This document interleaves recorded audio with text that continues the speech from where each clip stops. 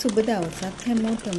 ඔයාලා ඔක්කොම හොඳින් කියලා හිතනවා. අද මම ඔයාලට පෙන්වන්න යන්නේ අපිට කාර්යබහුල වෙලාවකදී පහසුවෙන් විනාඩි කිහිපයකින් frozen vegetables කොහොමද හදාගන්නේ කියලා. මේ වගේ frozen vegetables එකක් සුපර් මාකට් වල ගන්න තියෙනවා. බොහෝ විට ශීතලත්වයේ තියෙන රටවල් වල එළවලු අස්වැන්න හිඟ කාලෙට ගන්න මේ විදිහට එළවලු ගබඩා කරලා තියා ගන්නවා. ඉතින් ලංකාවේ අපිට එළවලු හිඟයක් නැති නිසා හැම වෙලේම fresh එළවලු තමයි කෑමට ගන්න ඕනේ. ඒත් සමහර වෙලාවකට කඩේකටවත් තියාගන්න බැරි අවස්ථාවලට මුහුණ දෙන්න වෙනවා. අන්න ඒ වගේ හදිසි වෙලාවකට අපිට මේක ප්‍රයෝජනවත් වෙනවා.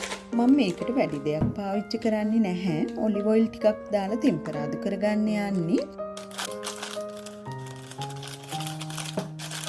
අපි මුලින්ම මේකේ කූල් එක යවා ගන්න ඕනේ. ඒකට පෙනේරයකට වගේ දාලා වතුරට අල්ලලා ගන්නත් පුළුවන්. උණු වතුරට දානවා නම් ටිකක් ඉක්මනින් කූල් එක යවා ගන්න පුළුවන්. මම දැන් වාජනයක් ලිපේ තියාගෙන ඒකට වතුර ටිකක් දාලා රත් වෙන්න තියෙනවා. වතුර එක මේ වගේ රත් වීගෙන එනකොට ඒකට frozen vegetable ටික දාගන්නවා. දැන් එළවලු වල සීතල ගතිය නැති වෙලා මෙලෙක් වෙනකන් මේ විදිහට ලිපේ තියලා රත් කරගන්න පුළුවන්.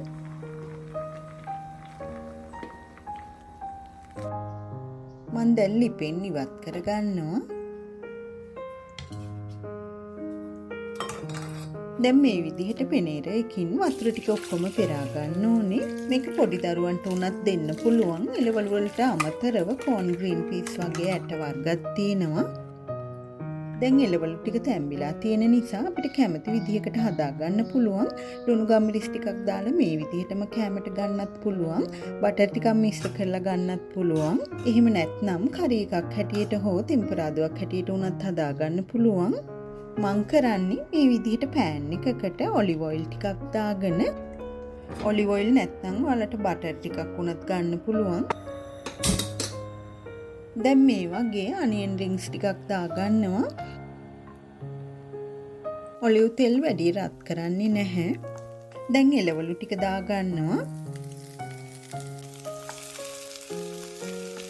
ටිකක් වහලා ඔලිව් ඔයිල් වලින් එළවලු ටිකක් ටෙම්පරාදු කරගන්නවා.